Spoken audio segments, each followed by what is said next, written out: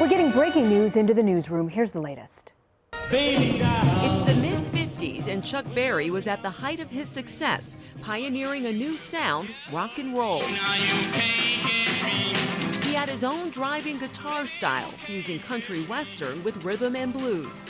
Go, go, go, little With his Gibson guitar and energetic moves, he pushed down racial barriers, playing to a mostly white teenage audience.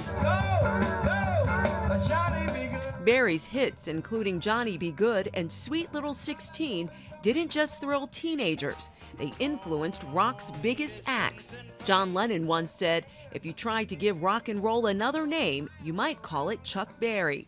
Berry grew up in St. Louis and was shaking things up even as a kid. During his first public performance at his high school, he played the blues, considered inappropriate for the time.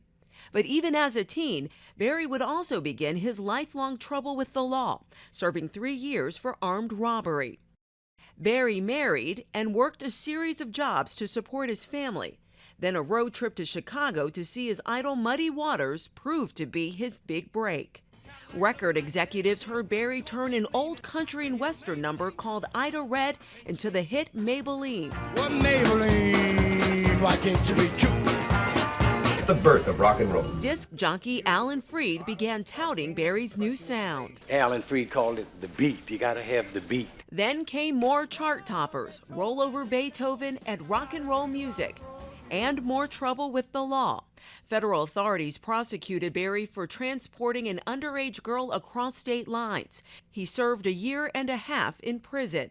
Berry returned to recording and kept on touring, showing off his famous duck walk, boosted in popularity by the Beatles, Rolling Stones, and Beach Boys, who were now singing his songs. For another artist to choose one's material really is gratifying.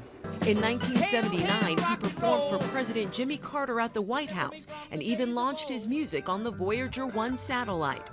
Then, more prison time for tax evasion. In 1984, Berry took home the Lifetime Achievement Grammy.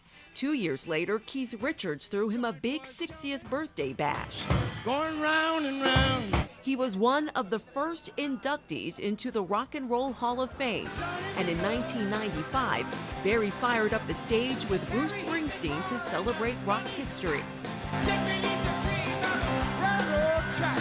Dubbed the Eternal Teenager, Berry continued touring well into his 80s, never letting go of that rock and roll music he helped define. Johnny Be Good. Danielle Nottingham, CBS News.